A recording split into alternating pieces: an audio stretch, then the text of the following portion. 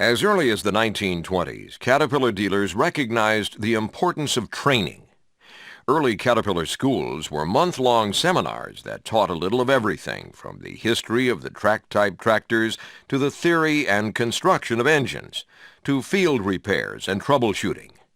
This vigorously supported training program paid off, and Caterpillar gained a reputation for keeping their products on the job anywhere in the world. One of the biggest challenges dealers face during the rest of this century and into the next is to hire and train service technicians. Service technicians must understand basic electrical principles, machine operation, and the use of diagnostic tools to keep today's machines on the job. These are the primary building blocks they need to perform their job successfully. To support that need, Caterpillar is developing a library of self-study courses covering the fundamentals of hydraulic systems, electrical systems, diesel engines, powertrains, and metallurgy. Caterpillar will offer these courses worldwide to help ensure basic technical knowledge and skill in the Caterpillar workforce. This course will help you analyze electrical systems. Use electrical system diagnostic tools correctly. Increase your ability to fix the cause of an electrical problem. Knowing how various electrical systems work means you'll be able to recognize them when they are not working correctly. This course is an introduction to electrical systems. It covers basic electrical concepts, diagnostic tools, troubleshooting, and the Caterpillar lighting, starting, and charging systems. Applying basic electrical concepts explains electricity and electrical relationships, how to analyze circuits, how to calculate electrical values, electrical components and schematics, how components function in a circuit. The information in this module is the cornerstone of your work with Caterpillar electrical systems. Using diagnostic tools discusses how to use the digital multimeter and clamp-on ammeter, how to select appropriate test points, how to interpret readings, digital multimeter and clamp-on ammeter maintenance procedures. Your ability to use these diagnostic tools correctly is essential to successful troubleshooting of Caterpillar basic electrical systems. Troubleshooting Basics looks at the Caterpillar wiring identification system, open, resistance, short, and short-to-ground faults, intermittent faults, battery inspections, testing and charging, connector types and repair procedures. Your understanding of components and procedures common to most Caterpillar electrical systems is an important part of customer service.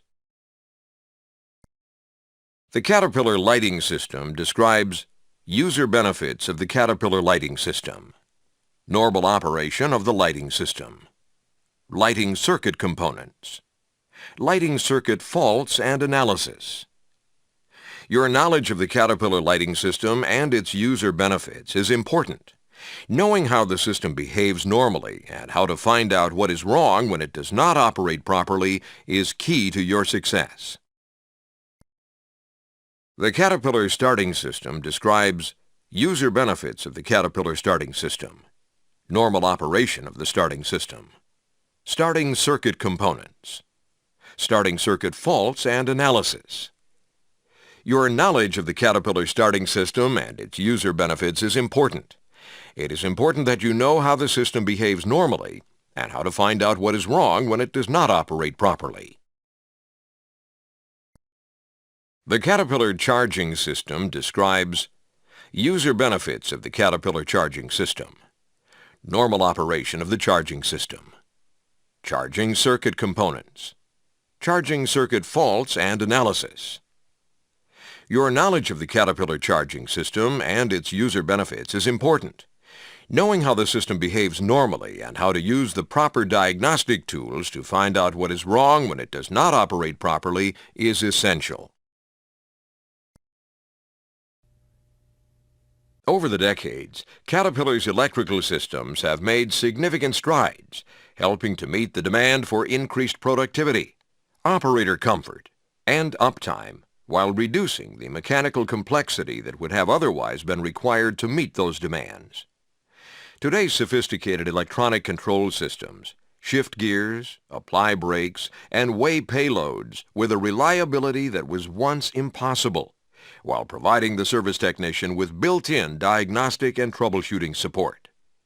This topic traces the development of the electrical systems in Caterpillar machines and highlights the benefits of that development. Until the early 80s, all that was needed for troubleshooting was a continuity tester consisting of a light bulb, batteries and test leads, and a voltage test light. These instruments have become obsolete for troubleshooting today's systems. In fact, their incorrect use can give misleading results and damage some components as well. For today's systems, it is inappropriate to use these old test instruments.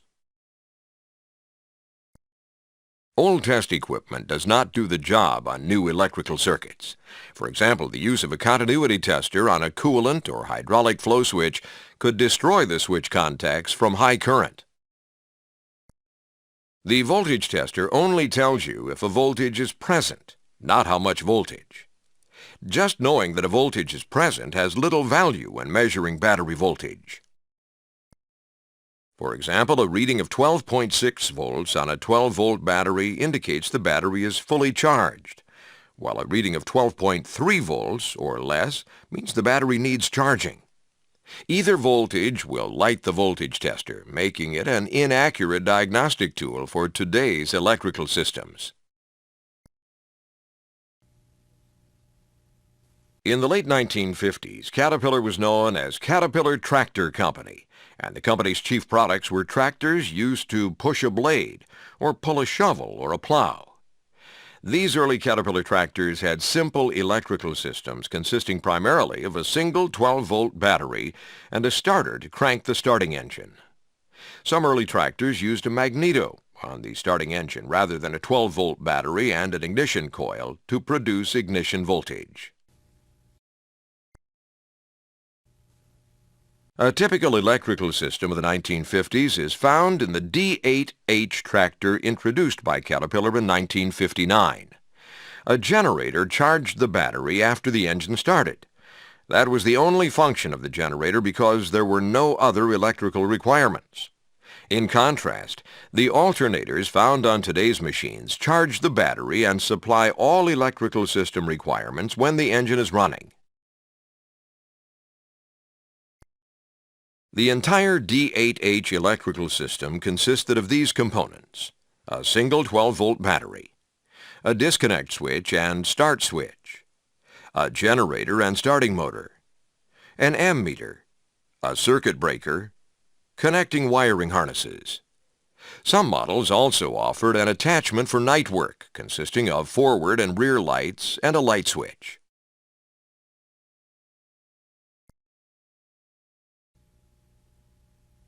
In 1959, the only monitoring system on Caterpillar tractors was a single ammeter. User-supplied gauges could be utilized for oil pressure or any other system, but these gauges were not very reliable. In contrast, the electronic monitoring system used today is much more reliable and rugged and costs little more than the gauges.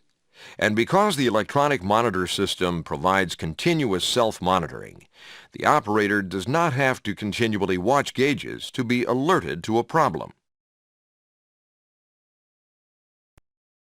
Early mechanical gauges were not very reliable. Accurate readings were difficult to maintain over time. Reliability was reduced by machine vibrations. Continual visual monitoring was needed. Cumbersome mechanical lines were required to be routed into the cab.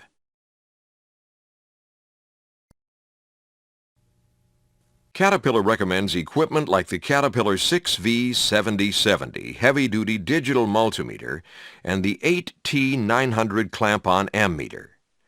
The digital multimeter is a required test instrument for today's systems, and it will be adequate for all foreseeable electronic systems in the next 10 years. The digital multimeter and the clamp-on ammeter are just as important to the technician who works on today's electrical systems as the torque wrench is to an engine technician. The digital multimeter measures voltage, current, and resistance with a high degree of accuracy and reliability. The clamp-on ammeter measures non-contact current greater than about 2 amperes. With a digital multimeter, a clamp-on ammeter, and basic training, service technicians should be able to handle 90% of the electrical problems in the field. The D8H was one of Caterpillar's mainline tractors until November of 1974, when the D8K tractor was introduced. This was the beginning of the use of enclosed cabs and several electrical conveniences. The D8K included such electrical conveniences as windshield wipers and washer pumps, air conditioning, an engine coolant flow warning circuit, a backup alarm, additional lighting, an electric service meter. 1976 saw the inclusion of an incandescent monitoring system on some Caterpillar wheel loaders. The incandescent monitoring system used light bulbs and normally open switches, left schematic, to monitor vehicle systems. When a problem occurred, a switch would close, right schematic, causing the light in the cab to turn on. In 1978, Caterpillar began using the Electronic Monitoring System, or EMS, which works in exactly the same way as the EMS in use on today's machines. The EMS uses solid-state electronics to monitor vehicle systems and features reverse continuity sensing circuits. Unlike the normally open sensing switches used in incandescent monitoring systems, the switches in the EMS are closed under normal operating conditions. A problem is indicated if a switch opens or the vehicle wiring to a switch is broken. In this way, the EMS provides fail-safe monitoring against breaks or opens in the monitoring circuits. A master fault light and alarm get the operator's attention. The electronic monitoring system is a self-contained, fully electronic system that monitors such important machine functions as engine oil pressure, hydraulic oil temperature, engine coolant flow, alternator function. Because of the fail-safe design advantage of the electronic monitoring system and its highly reliable electronic panel, the electronic monitoring system replaced the incandescent monitoring system.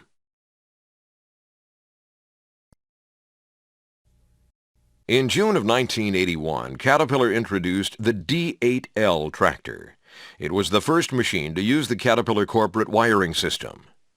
Prior to this, wire identification coloring was inconsistent from machine to machine.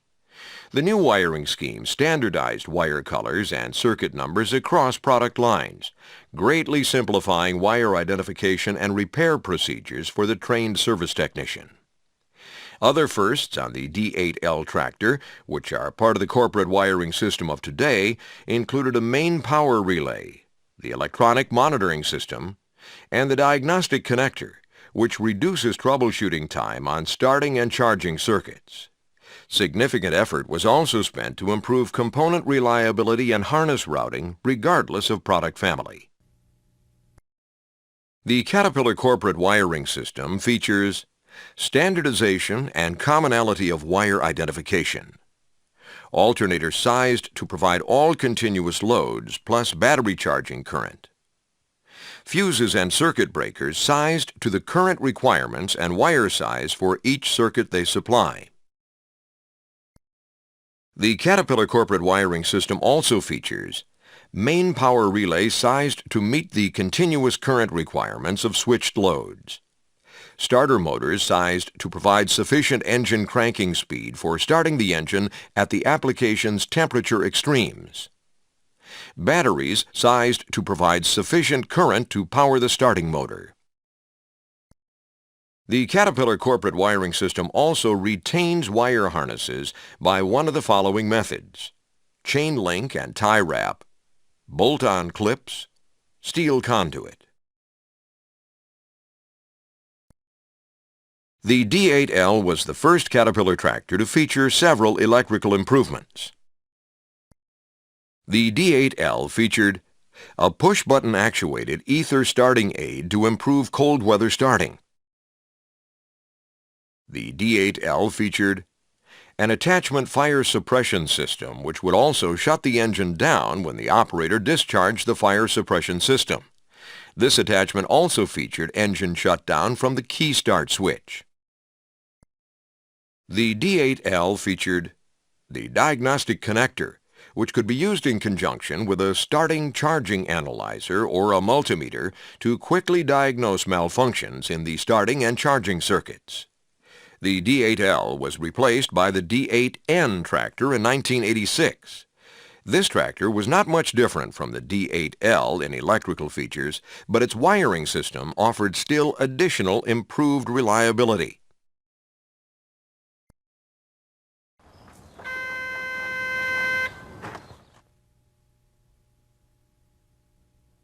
User benefits are a primary goal in the design of Caterpillar machines. They are important to all concerned, the service technician, salesperson, machine operator, and owner.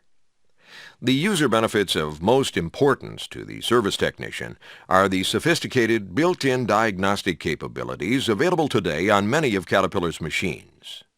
These may include LEDs to indicate circuit conditions, and digital readouts to display fault codes and related information.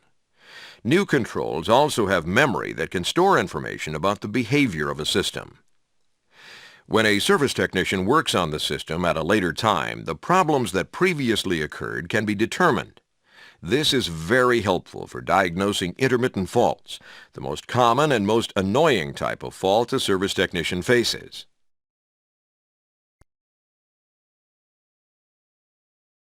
The history of Caterpillar's track-type tractor includes the development of the more familiar electrical system user benefits. Operator conveniences include windshield wipers, air conditioning, and bright lighting. Maintenance conveniences such as standardized wiring, common components, and the diagnostic connector are included on all present production Caterpillar track-type tractors. Track-type tractor features include key start switch, ether starting aid, fire suppression system with electric engine shutdown solenoid, electronic monitoring system. A look at Caterpillar's mining trucks provides an overview of the less familiar but highly sophisticated electrical systems that place Caterpillar on the leading edge of technology in the heavy equipment market. 170-ton mining truck 789 features include electronic traction aid, truck payload measurement system, automatic electronic shifting, electronic monitoring system, electronic monitoring of transmission, tells the operator what gear the machine is in, engine overspeed alarm, automatic starting aid, ether. The electrical systems of some Caterpillar mining trucks, such as the 130-ton and 170-ton trucks, have been in production since 1986. These systems are at least 30% more complex than the electrical systems of earlier Caterpillar mining trucks. They also include servicing features like the electric brake retract motor and an attachment automatic lubrication system. This graphic illustrates how the use of electronic controls has helped to reduce the mechanical complexity that would have been required to provide this shift control feature on the 910 wheel loader. This has been achieved mainly by replacing mechanical linkages, 1, which require adjustment with electrical circuits and sensors, 2, which require no adjustment. Trends toward increased electrical complexity and commonality have provided significant benefits to the Caterpillar customer. Increased electrical improvements enhance productivity. Automatic bucket kickouts that locate the bucket parallel to the ground after a dump cycle. Traction systems on mining trucks that automatically apply the brake to a slipping wheel while powering the other wheel to help the machine through mud and ice. A truck payload measurement system that weighs the payload for each load cycle and reports on operator productivity. Automatic transmission controls for fuel and operational efficiency. Electronic monitoring system allows operators to put full attention into a productive work cycle. Greater uptime, machine availability, resulting from built-in diagnostics to help service personnel when repairs may be required. Innovations in electronic systems have brought about features to enhance serviceability and convenience. Built-in system diagnostics resulting in quicker fault identification. Continuous system monitoring. Higher reliability than equivalent mechanical systems.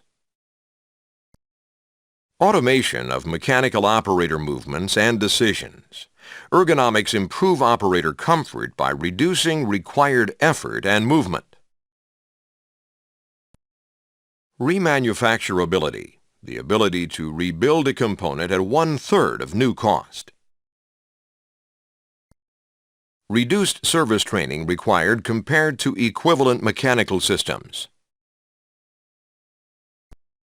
Disconnect switch used for convenience during service routines or long machine storage. The battery disconnect switch, 1. On the ground side of the battery, 2. Has long been a distinguishing feature of Caterpillar electrical systems. When Caterpillar attempted at one point to eliminate this feature, there was an outcry from users to keep the switch.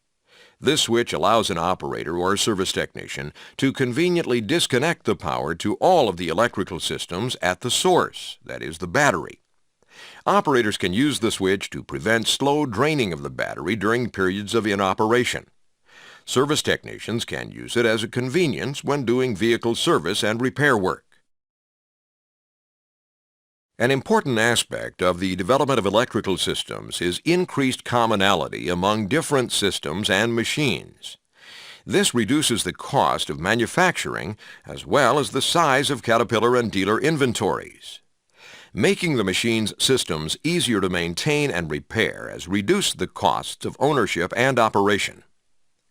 The same start switch, relays, and other components are now used on many machines along with a standardized wiring configuration. This concept has reduced both manufacturing and service costs. By making the machine's systems easier to maintain and repair, the costs of ownership and operation have also been reduced. These are the 4 systems common to most Caterpillar machines. Starting system, 1. Charging system, 2. Electronic monitoring system, 3. Lighting system, 4.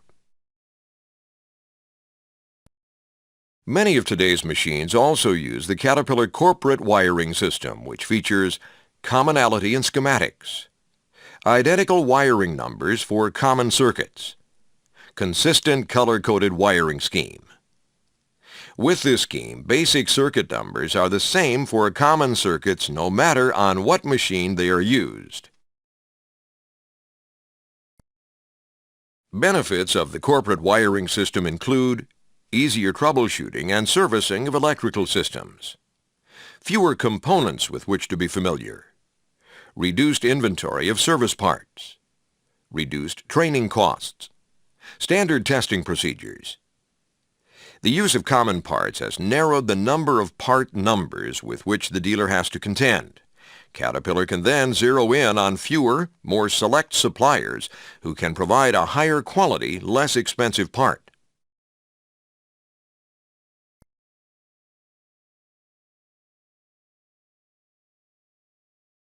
When you have completed this topic, you will be able to define basic electrical concepts associated with Caterpillar basic electrical systems. This topic introduces you to one of the great forces of nature, electricity. Some aspects of electricity continue to mystify scientists even after hundreds of years of formal study. But a practical working knowledge of electricity depends on the understanding of just a few basic concepts. Electricity is a basic property of matter, the solids, liquids, and gases that make up the world. For this reason, we begin this exploration of electricity by reviewing the basic structure of matter. When you have completed this segment, you will be able to define electricity and charge, and will recognize a visual model of electricity. To define voltage, current, and resistance. To define circuit, describe the difference between direct and alternating current, and identify direct current circuits as the type most commonly found on Caterpillar basic electrical systems. To describe the difference between conventional, electron current flow, and identify conventional current flow as the standard for analysis of Caterpillar basic electrical systems. To define electromagnetism and describe the relationship between current flow and the strength of the magnetic field. All matter is composed of basic materials called elements. Hydrogen, oxygen, carbon, copper, and uranium are examples of elements. Some materials are combinations of elements. Water, for example, is a combination of hydrogen and oxygen. Other materials contain only one element. Pure copper, for example. Each of the elements is composed of discrete components called atoms. Each element has a different kind of atom, that is, an atom with a unique physical arrangement.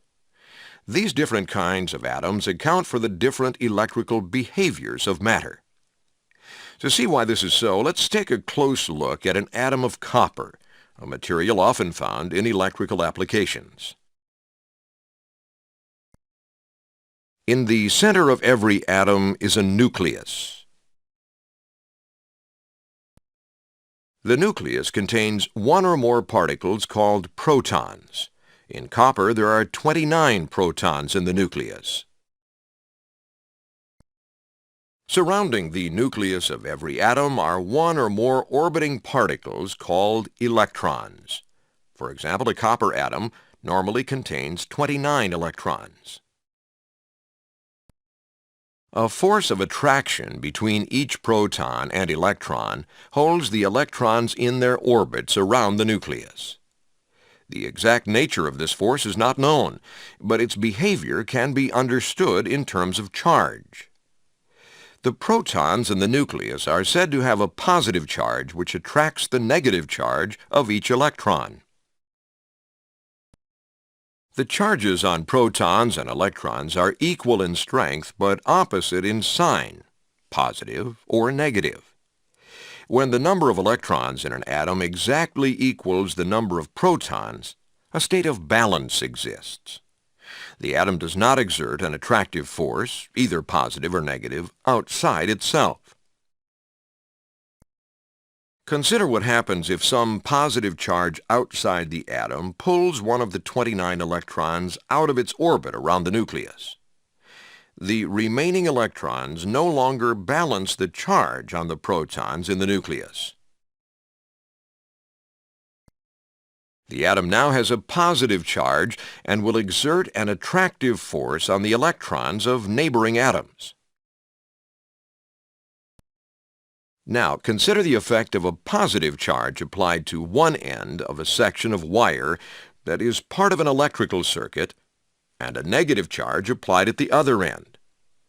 The positive charge strips away one electron from each atom at the end of the wire, and the atoms on the end of the wire become positively charged. These atoms will in turn exert a positive attracting force on the adjacent copper atoms and pull one electron from each of their orbits. The neighboring atoms then become positively charged and pull electrons from the atoms to the right. and the process continues until the negative charges at the other end of the wire replace the electrons stripped from the atoms in the wire. The flow of electrons through the circuit will continue as long as the charges are sustained. This model shows two basic aspects of electricity. Voltage, current, and resistance represent the basic characteristics of electricity common to all electrical circuits. The flow of electrons in the wire is called current. The force that causes the current to flow, brought about by the charge difference at the ends of the wire, is called voltage. There is one other aspect of electricity and electrical circuits that you need to know. All materials oppose the flow of current to some extent. This opposition is called resistance. The difference in electrical charge between 2 points, such as the ends of this copper wire, is comparable to the electrical energy stored in a battery. Voltage is a measure of the force caused by this difference in charge. This force is capable of moving the electrons through the wire from the negatively charged end to the positively charged end. The greater the difference in charge between the two ends, the greater the voltage, and the greater the force available to move electrons. Because voltage describes electricity as the force available to move electrons in a circuit, if the voltage of a circuit increases, the rate at which electrons will flow in that circuit also increases. If the voltage of a circuit decreases, the rate at which electrons will flow in that circuit also decreases. The flow of electrons through a conductor is called current. Current, therefore, is a measure of the number of electrons flowing in a circuit. The more electrons per second passing a given point in a circuit, the greater the current. The amount of current flowing is dependent on circuit voltage and resistance. To find out how current is affected by these other two basic aspects of electricity, review voltage and resistance in this segment. Resistance is the opposition to the flow of current in a circuit. Resistance is caused by two things: the unwillingness of the atoms of the material to give up an electron to neighboring atoms, collisions between electrons and atoms as the electrons move through a conductor. Because resistance is the opposition to the flow of electricity in a circuit, if circuit resistance increases, current flow decreases. If circuit resistance decreases, current flow increases. This model of electrical behavior has two components: a source of electrical potential and a conductor. Although these components for a simple electrical circuit are sufficient for a discussion of electrical behavior, they do not by themselves form a very useful circuit. A practical Caterpillar electrical circuit includes, at a minimum, a voltage source, 1. Some means of protecting the circuit in case of a fault, 2. A means of controlling the circuit, 3. A load that performs some useful work, 4. And conductors, 5. The conductors allow current to flow from a source of electrical potential through the various components and back to the voltage source. Circuits may range from the simple example shown here to much more complex arrangements of sources, conductors, and other electrical components.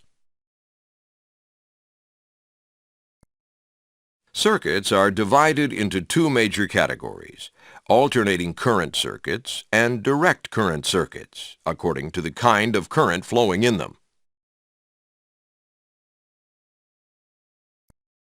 Alternating current, AC, is a flow of electrons which starts at zero and increases to a maximum in one direction, then decreases to zero, reverses, and increases to a maximum in the opposite direction. This alternation repeats at regular rapid intervals. This is the kind of current delivered to your home for use by household appliances. Direct current circuits, direct current DC, is a continuous flow of electrons in one direction. The power in a flashlight is one example of direct current. The Caterpillar electrical systems described in this course use direct current circuits. For this reason, the focus of our discussion of electrical concepts is on direct current circuits. Direct current flows in only one direction. But which direction? The answer depends on whether we are talking about conventional current flow or electron current flow. If we are referring to the direction in which electrons flow in a conductor, we're talking about electron current flow. Electron current is presumed to flow from the more negatively charged region toward the more positively charged region of the circuit external to the source. Conventional current, on the other hand, is presumed to flow from the positive terminal of the source through the external circuit and back to the negative terminal of the source. Conventional current is used by Caterpillar in the analysis of all its electrical circuits. The flow of current through a conductor causes a field of magnetic energy to form around the conductor. Like any magnetic field, this field has direction and will deflect a compass needle. The strength of the electromagnetic field surrounding a wire can be increased in several ways. One way is to form the wire into a coil. This strengthens the magnetic field and forms an electromagnet capable of attracting or repelling metals containing iron. Another way is to increase the number of turns of wire in the coil. The greater the number of turns of wire in the electromagnet, the greater its strength. And yet another way is to increase the current through the conductor. The greater the current, the greater the strength of the electromagnet. Electromagnets have many uses in Caterpillar electrical systems. More information will be presented regarding electromagnets in common electrical components. Upon completion of this segment, you will be able to define voltage source, load resistor and conductor, and to identify a resistor as an example of a load. Recognize the pictorial representation and schematic symbol for voltage source, resistor, and conductor. Define a practical circuit as an assemblage of electrical components. Recognize the formula for calculating voltage, current, and resistance, Ohm's law. Describe the relationship between voltage, current, and resistance. Define power. Recognize the formula for calculating the power drawn by a circuit. And describe the relationship between current, resistance, power, and temperature. This segment takes a closer look at electrical circuits. It identifies the components that make up basic practical circuits and the relationships between voltage, current, and resistance in practical electrical circuits. A practical circuit is an arrangement of electrical components. It includes not only a path for electric current, but also some way of controlling and putting that current to use. Consider the components in the circuit pictured here. They include 1. A voltage source which provides stored or generated electrical energy. 2. A circuit protection component designed to protect the circuit from currents greater than its current carrying capacity. 3. A control component designed to activate and deactivate the circuit. 4. A load component that converts some of the electrical energy passing through it into another form of energy, such as light or sound. 5. Conductors which provide a path for current from the voltage source through the control, circuit protection, and load, and then back again. A voltage source provides stored or generated electrical energy. The voltage source has positive and negative terminals which serve as outlets for the stored or generated positive and negative charge. These terminals can be seen on the battery shown here. The difference in charge between the two terminals represents the electrical potential or voltage output of the source. In reality, this voltage source might be an alternator, 1, which generates electrical energy, or a battery, 2, which stores electrical energy. A control component activates or deactivates the circuit. The control device, usually some type of switch, allows the operator to activate or deactivate the circuit by permitting or preventing the flow of current.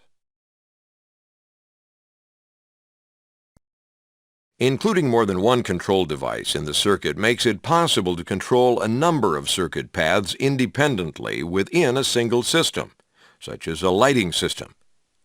The control device symbols presented here are 1. Push-button switch, 2. Toggle switch, 3. Push-pull switch. The electrical system as a whole is protected from currents greater than its capacity with circuit breakers or fuses. These devices open the circuit if the current moving through the circuit exceeds a predetermined limit.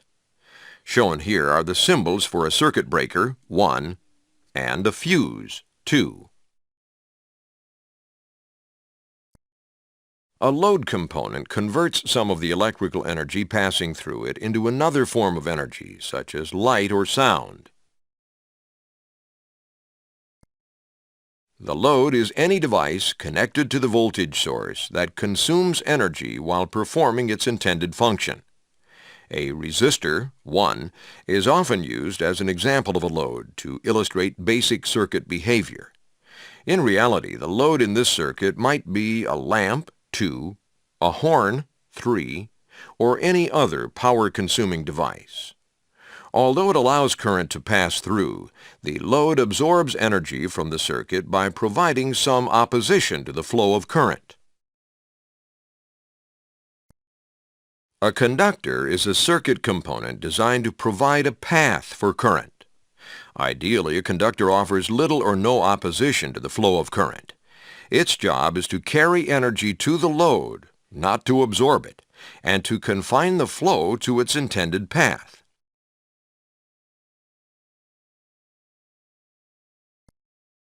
Wires are the most frequently used conductors in Caterpillar circuits.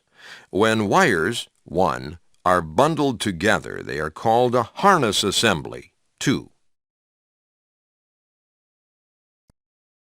Because this course describes Caterpillar electrical systems, we will add one more basic component. The components represented here are 1. Voltage source, 2. Circuit protection, 3. Control, 4. Load, 5. Conductors, 6. Disconnect switch. Most Caterpillar machines include a disconnect switch that you can use to disconnect the voltage source from the circuit and shut off the current in all electrical systems in the machine. Practical circuits are often described using schematic symbols. Here's how the circuit appears when represented by standard Caterpillar schematic symbols. The voltage source selected for this circuit is a battery. The symbols inside the battery show the locations of the positive and negative terminals. The alternating long and short lines represent the internal construction of the battery. A long line is a positive plate and a short line is a negative plate within the battery. The circuit protection device is a circuit breaker. The number inside the symbol, in this case 60A, indicates the current capacity of the breaker in amperes. The rectangle attached to the symbol indicates that the breaker can be manually reset. If the symbol lacks this feature, it will automatically reset itself. The control of this circuit is provided by a switch. When closed, it allows current to flow through the circuit. When open, it blocks the flow of current. The load in this circuit is a resistor. Lamps, horns, and other loads have their own special symbols. When describing electrical circuits in general, loads are often shown as resistors. The schematic symbol for a conductor is a line. The points of connection to components with terminals are shown as small open circles or dots. The symbol for the disconnect switch shows a single set of contacts inside. The rectangle attached to the symbol shows that the switch is operated by a lever. Now, let's use this simple circuit to explore the relationships between voltage, current, and resistance.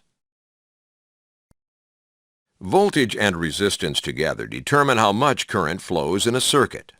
The relationship between voltage, current, and resistance in a DC circuit is described in the formula shown here as voltage, V, divided by resistance, R, equals current, C. For example, if the voltage of the battery is 12 volts and the resistance of the resistor is 2 ohms, the current is 6 amperes. Examine the formula carefully. You can use it to predict other outcomes as well. For example, if the resistance in this circuit was increased to 4 ohms while the voltage stayed the same, 12 volts, what would this imply about the current in the circuit? The current would decrease to 3 amperes. You could verify this prediction by measurement. This relationship between voltage, current, and resistance holds true for all DC circuits. You can use it to figure out what happens to voltage, current, or resistance when you know what is happening with the other two. This relationship is called Ohm's law. When we use Ohm's law, we usually represent current as I, voltage as E for electromotive force, and resistance as R. I equals E divided by R. Current, I, equals voltage, E, divided by resistance, R.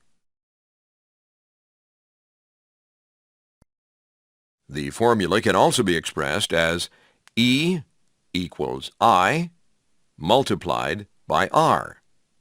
Voltage, E, equals current, I, multiplied by resistance, R.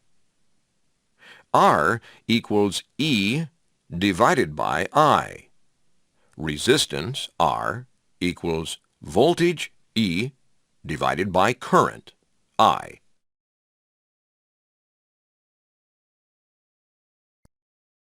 Probably the most common use for Ohm's law in troubleshooting is finding the current in a circuit when voltage and resistance are known. If voltage and current describe electrical energy, what is electrical power? Electrical power is the rate at which energy is dissipated and used by a load in doing work.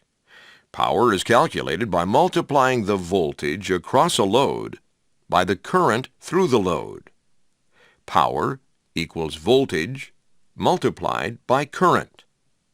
Again, using E and I to represent voltage and current respectively, and using W to represent electrical power in watts, the formula to calculate power is W equals E multiplied by I. What happens to current flow when the voltage across a load increases? Ohm's law says that as the voltage increases, current increases in direct proportion. In other words, if the voltage, E, is doubled, current, I, will also be doubled. 2I equals 2E divided by R. What happens to the power that will be absorbed by the load in this circuit if the voltage across the load doubles? Power, which is voltage multiplied by current, increases by a factor of 4.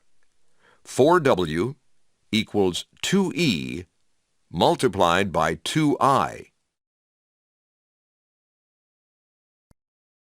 Ohm's law says that as the voltage increases, current increases in direct proportion. If voltage and current increase, power increases. This graph illustrates the effect of increasing voltage on current, blue line, and power, red line, in the load. If the load is a resistor, this increasing power is being converted into heat. Thus, the line showing increasing power might also represent increasing temperature, and at some point, the load will get hot. Upon completion of this topic, you will be able to describe the relationship of basic electrical concepts to components found in Caterpillar Basic Electrical Systems. Upon completion of this segment, you will be able to describe the two major functions of voltage sources in Caterpillar Basic Electrical Systems. You will be able to recognize voltage source components, their respective schematic symbol, and be able to describe how they operate and their function in a circuit. All voltage sources supply electrical systems with the energy they need to operate. In Caterpillar's electrical systems, a voltage source serves one of two functions. It may supply power, 1, or it may convey information, 2. Two common examples of voltage sources that supply power in Caterpillar electrical systems are batteries, which store electrical energy, and alternators, which generate electrical energy. Batteries provide the electrical energy for cranking engines. Alternators recharge the batteries after an engine startup and supply all electrical system requirements after the engine is running. A battery is a voltage source that stores energy for use by an electrical system. On most Caterpillar systems, one battery provides 12 volts.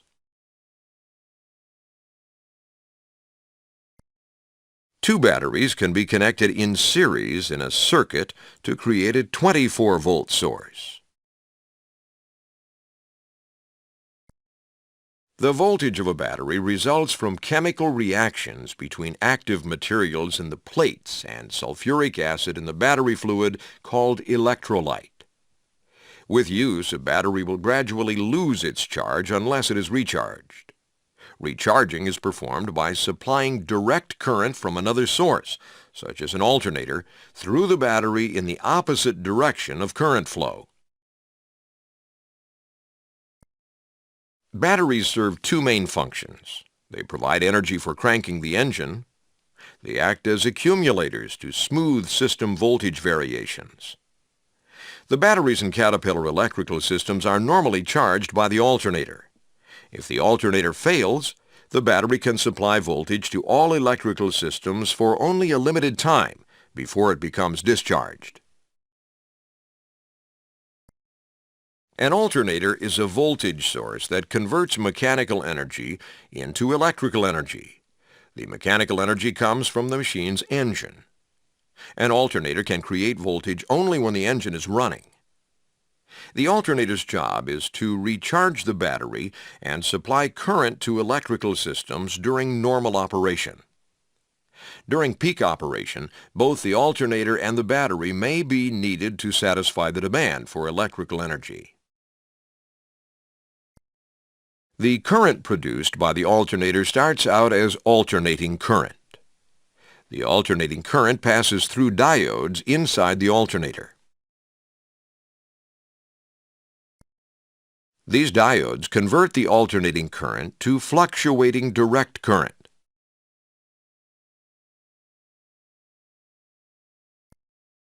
The battery then smooths the fluctuations before the current passes to the electrical systems. Older Caterpillar machines used a DC generator or magneto instead of an alternator. These devices produced direct current and did not need to convert AC to DC. Because alternators are more compact and can supply higher currents at lower engine speeds than DC generators, they have replaced generators in Caterpillar electrical systems.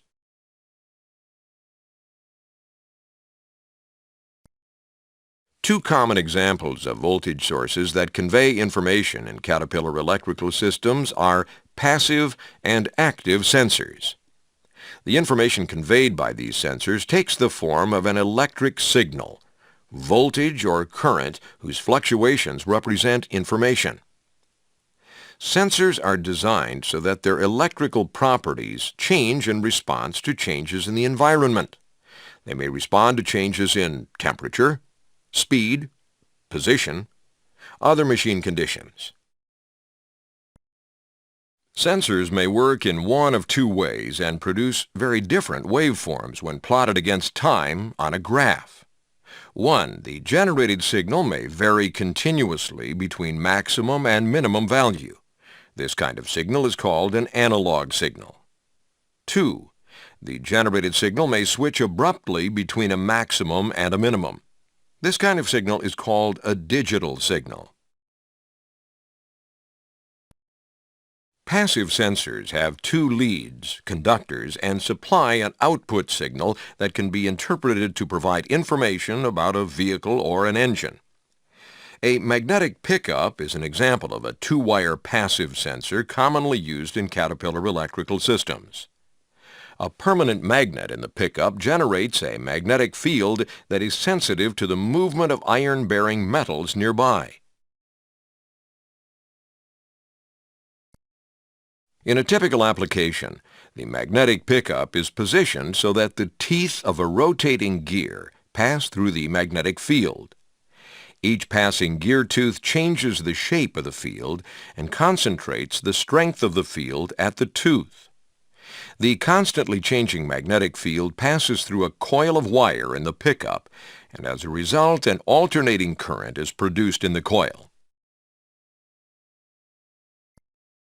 The frequency with which the current alternates is related to the speed of the rotation and the number of teeth on the gear. The frequency can therefore be interpreted to provide information about the speed of a vehicle or an engine. Active sensors are so called because they require an externally supplied voltage to operate, and they process the signal produced before presenting it as an output. Because of this, they generally have 3 or more wires. Like a two-wire passive sensor, an active sensor produces an output signal based upon some changing characteristic of its environment. This signal might vary in frequency, pulse width, or some other way to convey information.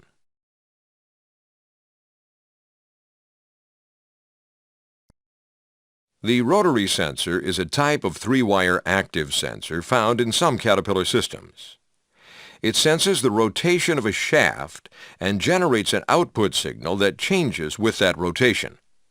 This signal can be used to determine the position of a pedal or lever. When you have completed this segment, you will be able to define conductors as engineered pathways for electrical current, recognize a conductor, and recognize the Caterpillar schematic symbol for a conductor. Describe the function of conductors in Caterpillar basic electrical systems to serve as a conduit for electrical current, and describe the properties of materials that conduct or insulate electricity. Describe the relationship of type, gauge, and insulation to the selection of conductors, including high current wires. Conductors are engineered pathways for electrical current. In an electrical system, conductors are a series of wires designed to carry current from component to component in the circuit. Conductors are often surrounded by a non-conducting material called an insulator in order to prevent accidental touching of adjacent conductors. Good conductors are made of elements whose atoms have less than 4 electrons in their outer ring. Most metals make good conductors. Silver is the most efficient conductor. Copper, illustrated here, is most commonly used because of its availability. Insulators are poor conductors and are highly resistant to current flow. Materials consisting of atoms with more than 4 electrons in the outer ring are classified as insulators. Plastic and rubber, which are organic compounds of carbon, hydrogen, and sometimes oxygen, illustrated here, and nitrogen, make good insulators for wire conductors because of their durability and flexibility. Elements with exactly 4 electrons in the outer ring are called semiconductors. The electrical conductivity of these elements is sensitive to their purity and temperature. Silicon, illustrated here, when combined with very small amounts of other elements, is used in the construction of such solid-state devices as diodes and transistors. The behavior of these components is complex, but you do not need to understand them in order to successfully troubleshoot Caterpillar basic electrical systems. You must, however, know about conductors and insulators. In an electrical system, conductors are a series of wires designed to carry current from component to component in the circuit. The wire in a conductor may be one solid piece of copper or strands of small wires grouped together. Stranded wire is more flexible and can be easily maneuvered during circuit assembly. The diameter of the wire is expressed by a gauge number. The higher the gauge, the thinner the wire. Illustrated here are a thinner, number 24 gauge, wire and a heavier, number 8 gauge, wire. Wires with larger diameters and lower gauge numbers are called heavy gauge wires. The larger cross-sectional area of the heavy gauge wire, number 8, poses less resistance to the flow of current, and as a result these conductors can carry a greater amount of current than thinner light gauge wires, number 24, with higher gauge numbers. Selecting the appropriate gauge wire for a particular application is very important. A conductor that has too light a gauge for the application may fail in service. The resistance of the conductor may begin as marginal but will increase as the conductor heats up under load. If the heat becomes excessive, the insulation can be damaged. The length of a conductor also affects the selection of the correct gauge. This is because the resistance of a conductor increases in proportion to its length. All other things being equal, if the length of a conductor doubles, its resistance doubles. Therefore, a longer wire has more resistance than a shorter wire of the same gauge.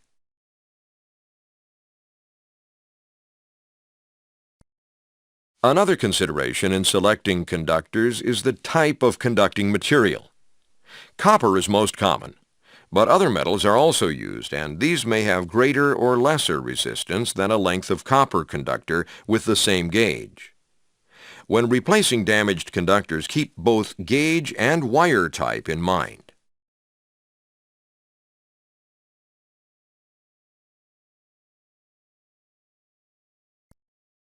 Conductors are often surrounded by a non-conducting material called an insulator in order to prevent accidental touching of adjacent conductors.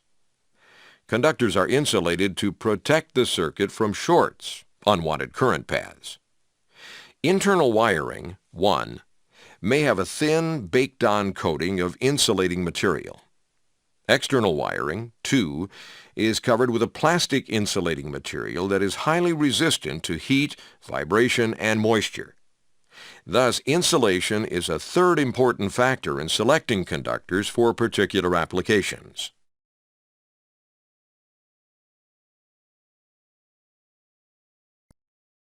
As its name implies, a connector consists of two interconnecting components whose job is to pass current from one conductor to another. To do this, the protruding contacts or pins on one half of the connector mate with recessed contacts or sockets in the other half. Connectors have many possible configurations. Caterpillar electrical systems use three basic kinds of connectors. These are discussed in detail elsewhere in this course. When you've completed this segment, you will be able to describe the function of all circuit protection devices in Caterpillar basic electrical systems. Distinguish between the major types of circuit protection devices according to their method of operation. Be able to define and recognize protection devices, their schematic symbol, and be able to describe the cooperation of each.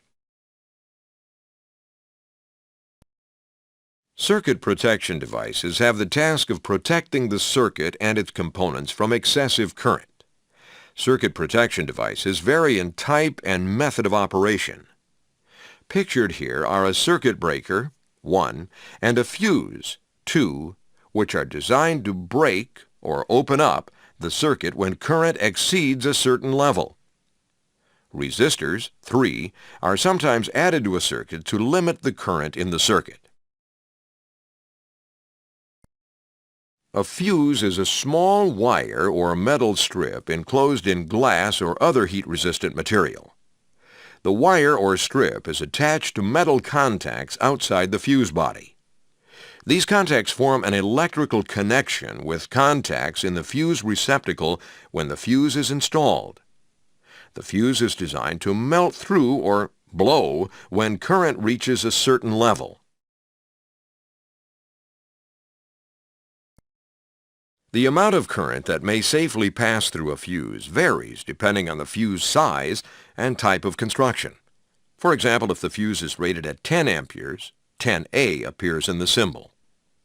The enclosed structure of the fuse makes it relatively easy to remove and replace. The heat-resistant envelope prevents a fire hazard. This is a simple circuit with a disconnect switch, 1, battery, 2, fuse, 3, resistor, 4, switch, 5, and lamp, 6. When the fuse blows, it breaks the circuit and stops the flow of current. This protects other units from damage due to current overload. Once a fuse blows, it must be replaced, but only after the cause of current overload is corrected. Besides current overload, fuses may blow from short circuits or other causes. In some cases, you can determine the cause of a blown fuse by visual inspection. With quick-blowing fuses, if the glass remains clear after the fuse blows, the cause is circuit overload. If the glass darkens, the cause is a short circuit.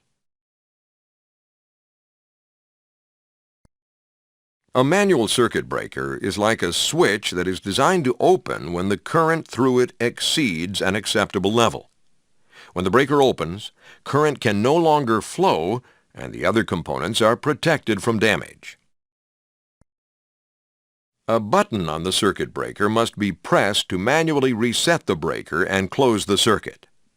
A manual circuit breaker should be reset only after the reason for the excessive current is found and corrected.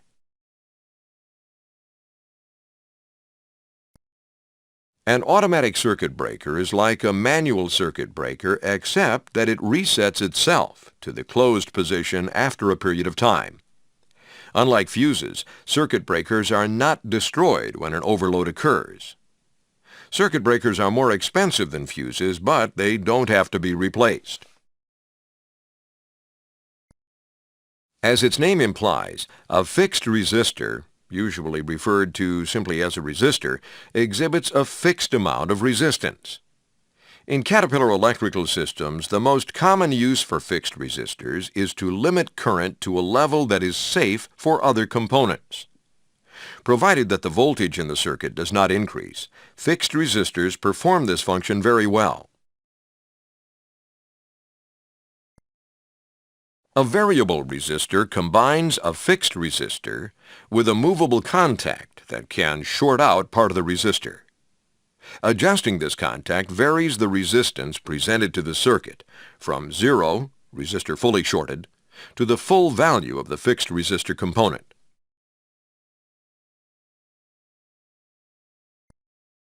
Variable resistors have many everyday applications, such as controlling the volume on a radio. In Caterpillar electrical systems, their main function is to allow current to be varied over a range of values. Variable resistors may be connected in series with fixed resistors to ensure that current with the variable resistor fully shorted does not exceed a safe value.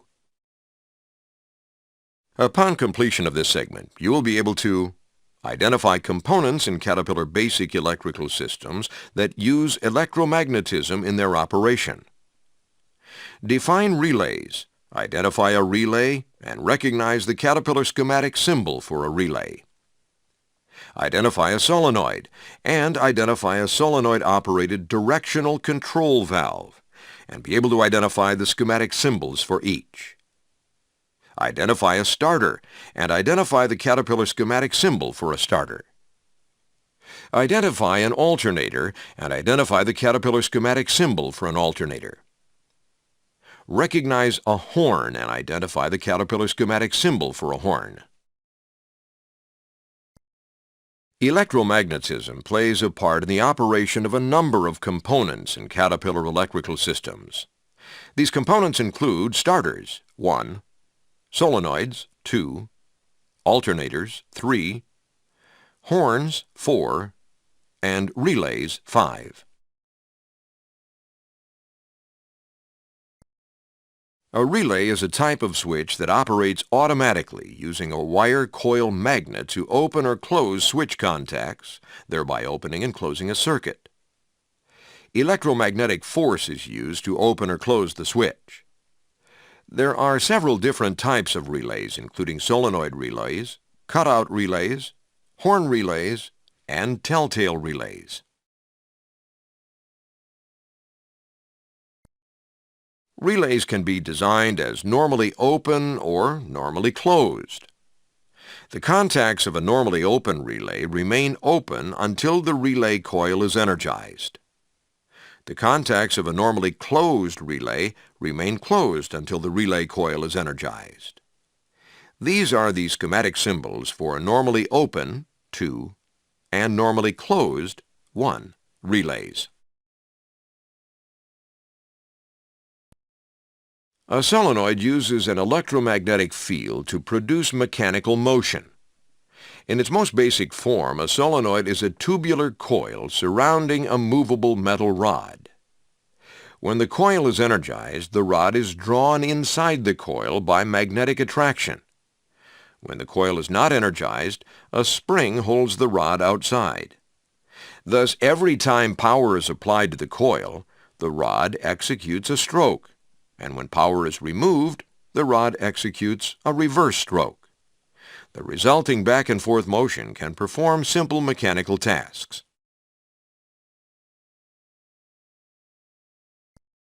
Pictured here is a fuel shutoff solenoid and the symbol used for all solenoids.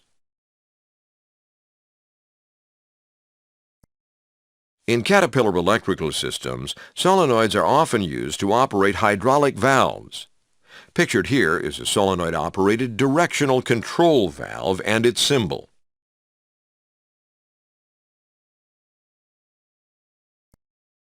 A starter assembly contains 2 electromagnetic devices. A powerful electric motor, 1, that uses an electromagnetic field to produce the rotational motion required to start a diesel engine. A solenoid, 2, that energizes when the starter is activated. A linkage then engages the starter with the engine's flywheel. The motor and solenoid components of the starter assembly are both represented in the schematic symbol for a starter. An alternator works like an electric motor in reverse. Rather than use electrical energy to produce rotational motion, an alternator uses rotational motion to produce electricity. The rotational motion is transferred from the engine by a belt and pulleys.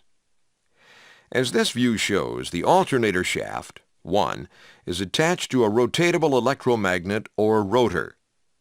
Electric current for the electromagnet passes through a slip ring assembly mounted on the shaft. As the electromagnet, 2, and the magnetic field generated by it are rotated by the shaft, its lines of force cut through the surrounding coil of wire in the stator assembly, 3. Just as the flow of electricity inside a conductor creates a magnetic field around the conductor, the passage of a magnetic field through the coil of wire in the stator produces a flow of current in the coil. The alternator is so called because the current it produces is alternating current. Diodes, 4, inside the alternator, convert the alternating current to direct current before passing to the battery for smoothing.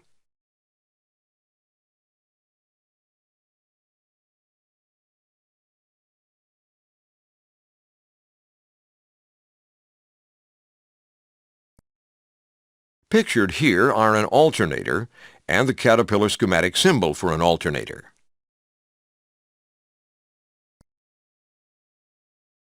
The horns in Caterpillar machines use electromagnetism to generate sound. Sound results from air moving rapidly back and forth at rates between 20 and 20,000 times, or cycles, per second. A horn makes sound by vibrating a thin, flexible diaphragm large enough to create sound in air. Current flowing through a coil inside the horn generates an electromagnetic field which pulls an iron plate attached to the diaphragm toward the electromagnet. The diaphragm is attached to a switch. As the diaphragm moves toward the electromagnet, the switch opens and cuts off the current to the electromagnet. The spring tension in the diaphragm pulls it back to its resting position, and the switch closes, restoring current flow through the coil and the electromagnetic field. The electrical and mechanical forces in the horn are such that the diaphragm moves back and forth hundreds of times per second, creating sound. Pictured here are a horn and the schematic symbol for a horn. Notice that the symbol resembles a horn's physical construction. When you have completed this segment, you will be able to state 3 functions of lamps. Define a lamp, recognize different kinds of lamps, and recognize Caterpillar schematic symbols for different kinds of lamps.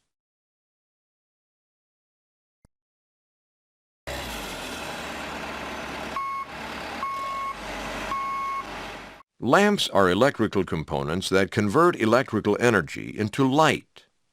Many different kinds of lamps are used on Caterpillar machines. Some lamps provide the operator the illumination needed to work and make the machine more visible to others. Other lamps communicate important information to the operator about current machine conditions. Although they also communicate important information, the light-emitting diodes, or LEDs, found on the electronic monitoring system are not lamps in the same sense. What we say here about lamps does not apply to them. All lamps used in Caterpillar machines work on the principle of incandescence. Incandescence takes place when current flowing through a conductive material heats the material to a temperature high enough that it gives off light. Incandescent lamps have a conductive element called a filament, 1, sealed inside a glass envelope, 2, from which the air has been removed to give the filament longer life. Metal contacts, 3, protruding from the envelope, make electrical contact with the filament inside. When the lamp is in its receptacle, the metal contacts mate with contacts in a receptacle which is permanently wired into the lighting circuit. Receptacles are designed to simplify replacement because, by their nature, incandescent lamps have a limited lifespan. The filament eventually burns through, opening the circuit and necessitating lamp replacement.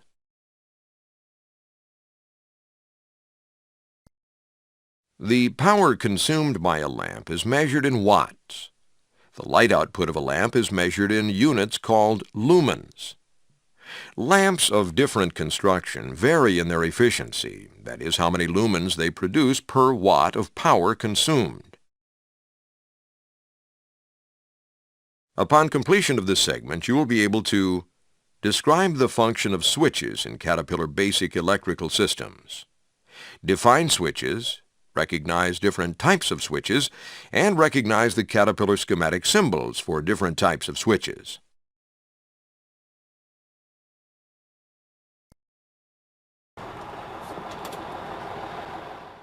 Switches are found in a great variety in Caterpillar electrical systems. Some are manually operated, for example, the key start switch, toggle switch, push button switch, and lever switch.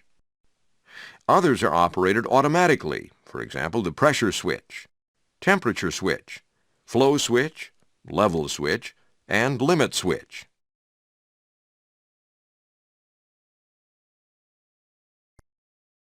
Regardless of type, all switches have the same basic function: to allow or prevent the flow of current in an electric circuit. A switch allows current to flow when it is closed and prevents current from flowing when it is open.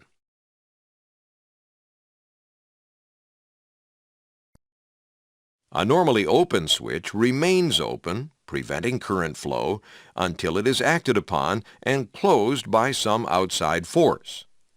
In the case of an automatic switch, such as the normally open pressure switch shown here, the switch remains closed only as long as force continues to act upon it. Once the force is removed, the switch opens again.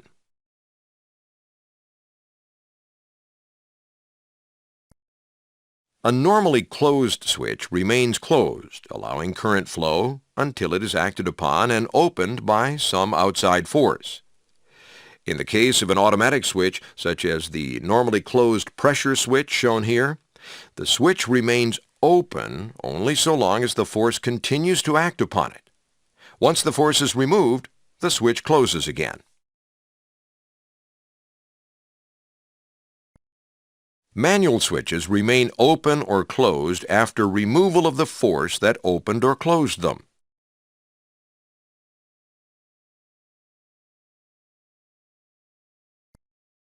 In general, switches are named for the function they perform. For example, those represented here. 1. Start switch. 2. Transmission neutralizer switch. 3. Brake switch. 4. Running lamp switch. Caterpillar's switch schematic symbols show the method of operation of each switch. The switches shown here are examples of manually operated switches. Generally, they are operated by some external appendage such as a lever or a handle. The switches shown here are examples of automatic switches. Their method of operation is indicated in the symbol. These switches are operated by temperature, 1, pressure, 2, liquid level, 3, liquid flow, 4, and magnetic fields, 5. Upon completion of this topic, you will be able to predict, calculate, and interpret the behavior of a series, parallel, and series-parallel circuit. When you have completed this segment, you will be able to define volt, voltage drop, ampere, ohm, and describe the relationship between volts, amperes, and ohms. Describe how and where voltage, current, and resistance is measured in a circuit. Recall that Ohm's law defines the relationship between voltage, current, and resistance in a direct current circuit. This relationship is expressed in standard units to simplify the measurement and calculation of electrical values. Voltage, E, the force that moves electrons, is measured in standard units called volts. 1 volt is the amount of force required to produce a current of 1 ampere in a circuit with a resistance of 1 ohm. The flow of electrons, or current, I, is measured in standard units called amperes. 1 ampere represents more than 6 quintillion electrons per second passing through any given point in a circuit. 6 quintillion, in case you are unfamiliar with the term, equals 6 million million million.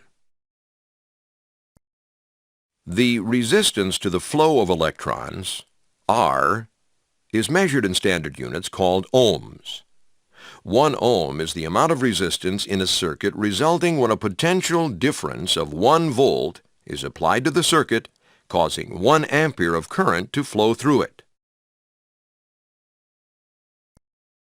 Voltage, current, and resistance are calculated and measured using volts, amperes, and ohms, or using convenient multiples or fractions of these units. More information about these multiples and fractions is presented elsewhere in this course. If you can measure any two of these values for a particular circuit or component, you can calculate the third value using Ohm's law. You measure voltage in electrical circuits using an instrument called a voltmeter. The functions of a voltmeter are also provided on a multimeter, such as the Caterpillar digital multimeter. You will learn more about the digital multimeter in the topic Using Diagnostic Tools. You can measure voltage across any 2 points in a circuit. Sometimes it is important to know the voltage at a particular point in the circuit relative to a point known as the ground reference, or ground. In the circuit shown here, the ground reference is indicated by the standard Caterpillar ground symbol. At other times, it is important to know the voltage across a voltage source, load, or other component. If the purpose of the voltage measurement is to determine energy loss across a load, the measurement is termed a voltage drop. For example, you can measure the voltage drop across resistor R1 in this circuit by connecting the voltmeter to the 2 connections on R1. Voltage drops are useful because they tell about the energy used by a single component. When working with voltage drops, keep in mind that the sum of all voltage drops in a series circuit must equal the source voltage. You can apply this rule to check the accuracy of your measurements and calculations.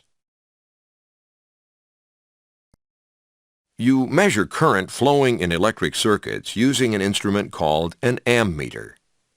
There are 2 kinds of ammeters available: in-circuit ammeters and inductive ammeters. To use an in-circuit ammeter, the circuit must be broken and the ammeter placed in series with the circuit, such that the current will flow through the meter. The functions of such an ammeter are provided on a multimeter, such as the Caterpillar digital multimeter. Inductive ammeters are positioned around the conductor in a circuit and measure the strength of the magnetic field surrounding the conductor. A current reading is derived from this measurement. With this method, it is unnecessary to break the circuit to insert the meter. An example of this kind of ammeter is the Caterpillar clamp-on ammeter. You measure resistance in components and circuits using an instrument called an ohm meter. The functions of the ohm meter are provided by a multimeter such as the Caterpillar digital multimeter. Resistance can be measured across components or between any 2 points in the circuit. The Greek symbol omega is often used on meters and in schematics as a symbol for resistance. To make resistance measurements, you must first remove power from the circuit and then isolate that portion of the circuit whose resistance is to be measured from the rest of the circuit. If you cannot remove power, you could measure the voltage drop across a resistor and the current through it, then use Ohm's law to calculate the resistance. Power is also calculated and measured in standard units. The unit of power is the watt. 1 watt is the amount of power drawn by a load when 1 volt pushes 1 ampere of current through that load.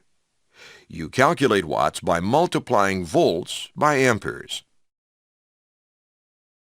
When you have completed this segment, you will be able to describe a series circuit, a parallel circuit, and a series parallel circuit, as well as recognize the three types of circuits. Recognize the formula for calculating resistance in a series circuit and the formula for calculating resistance in a parallel circuit. State the procedure for calculating the resistance in a series parallel circuit. Describe the relationship between current and voltage in a series circuit. Describe the relationship between current and voltage in a parallel circuit. And describe the relationship between current and voltage in a series parallel circuit. We will now look at the different ways the components in a circuit can be configured. Each configuration results in a different electrical behavior, even though the same electrical components are involved.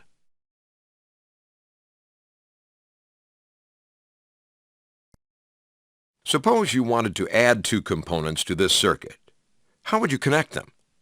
The answer depends on the components and behavior you want out of the circuit. But however you do it, it will probably be in one of three ways: in series, in parallel, or in series parallel. In a series connection, the components are connected so that the same current flowing through one component flows through all the others. Any circuit having components connected so the same current flows through all components is called a series circuit. In a parallel connection, the components are connected so the current in the circuit is divided to flow into two or more paths. A portion of the current goes through each path. The sum of these currents equals the total current in the circuit. Any circuit having components connected so each component provides a different current path is called a parallel circuit. A series parallel circuit combines series and parallel connections. Note that resistor R1 is in series with resistors R2 and R3, which are connected in parallel. Any circuit having a combination of series and parallel connections is called a series parallel circuit. This circuit is one of many possible examples. These three types of circuits may use the same components, but exhibit very different electrical behavior. Represented here are 1. Series parallel circuit, 2. Series circuit, 3. Parallel circuit. For example, consider the effect on current flow in each case. In the series circuit, the current must pass through all three resistors on its way back to the voltage source.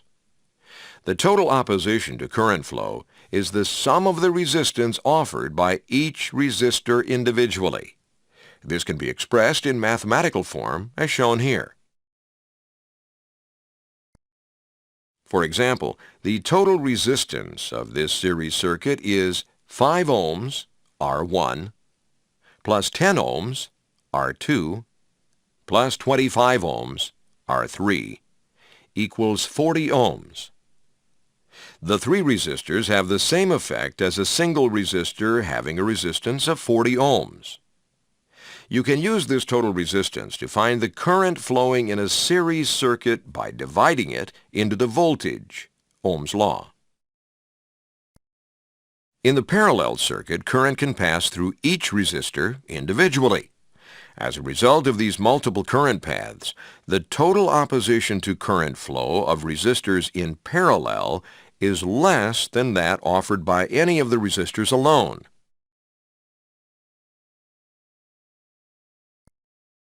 To find the combined resistance of any two resistors in parallel, divide the product of the resistance of R1 and of R2 by the sum of R1 and R2.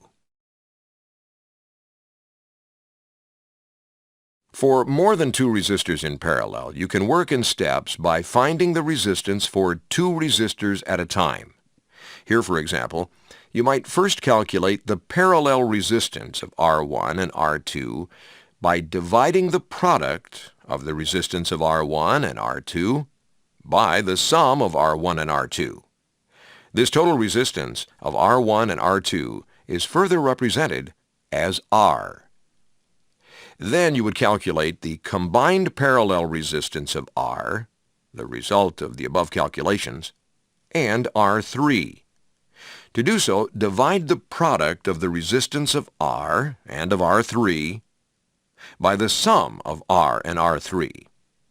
The result of these calculations is the combined resistance of R1, R2, and R3 in parallel.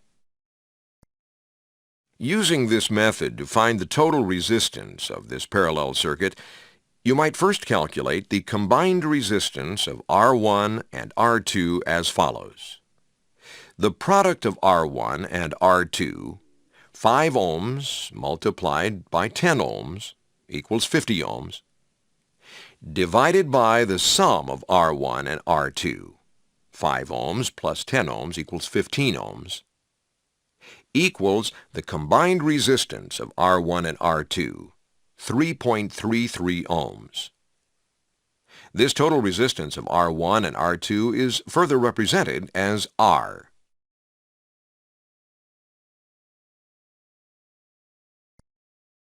Next, you would find the combined resistance of R and R3 as follows. The product of R and R3, 3.33 ohms multiplied by 25 ohms, equals 83.25 ohms, divided by the sum of R and R3. 3.33 ohms plus 25 ohms equals 28.33 ohms, equals 2.94 ohms. 2.94 ohms is, therefore, the combined resistance of R1, R2, and R3. As with the series circuit, you can use this combined resistance, R, with Ohm's law to determine the total current flowing in the circuit.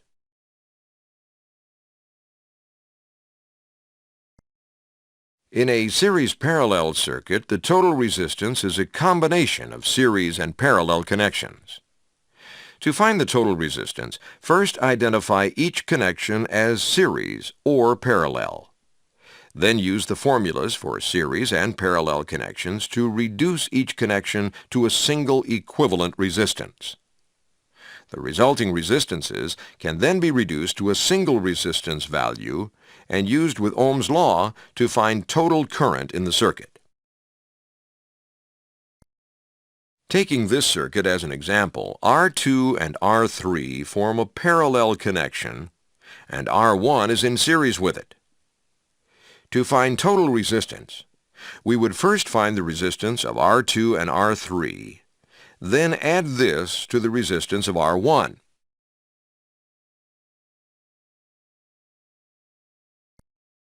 To find the total current flowing in a series, parallel, or series parallel connection, you must determine the total equivalent resistance in the circuit.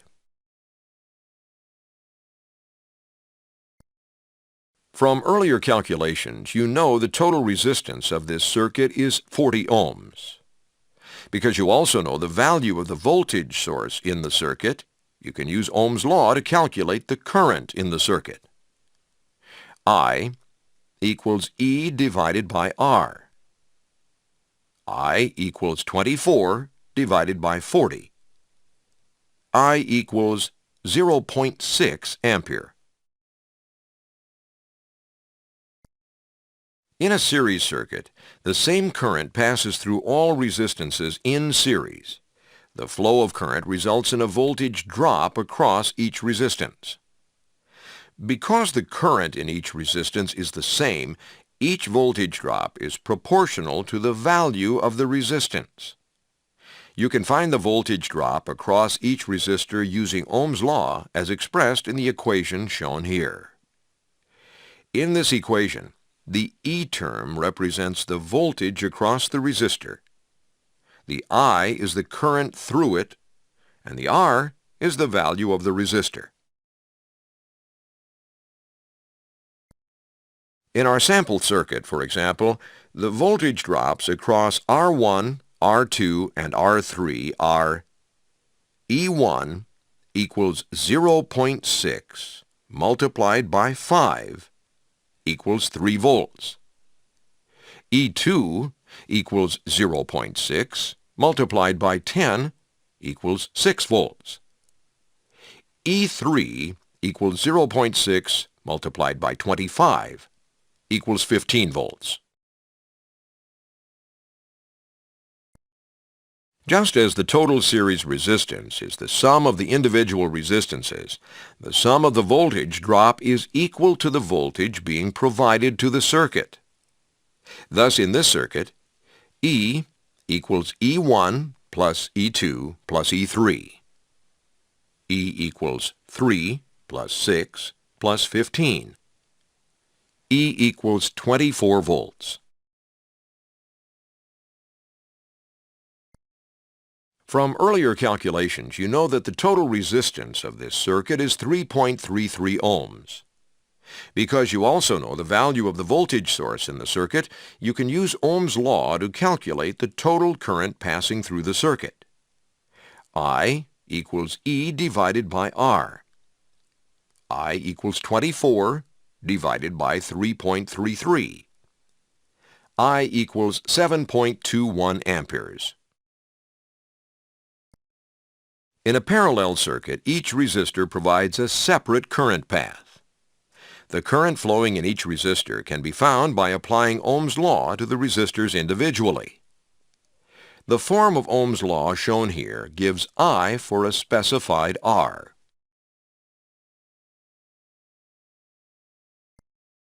Note that in a parallel circuit, the voltage drop across each resistor is the same. The current through each may be the same or different, depending on whether the resistors have the same or different values. For example, you can calculate the currents through R1, R2, and R3 in this circuit as follows. I1 equals 24 divided by 5 equals 4.8 amperes. I2 equals 24 divided by 10, or 2.4 amperes. I3 equals 24 divided by 25, equals 0.96 amperes. Notice that the total current through each of the individual resistances is equal to the total current in the circuit. I equals I1 plus I2 plus I3. I equals 4.80 plus 2.40 plus 0.96. I equals 8.16 amperes. In a series parallel circuit, you find the effects of voltage and current on each resistor the same way as with series and parallel circuits. Apply Ohm's law to the individual component. In this segment, you will practice applying the concepts learned in this chapter.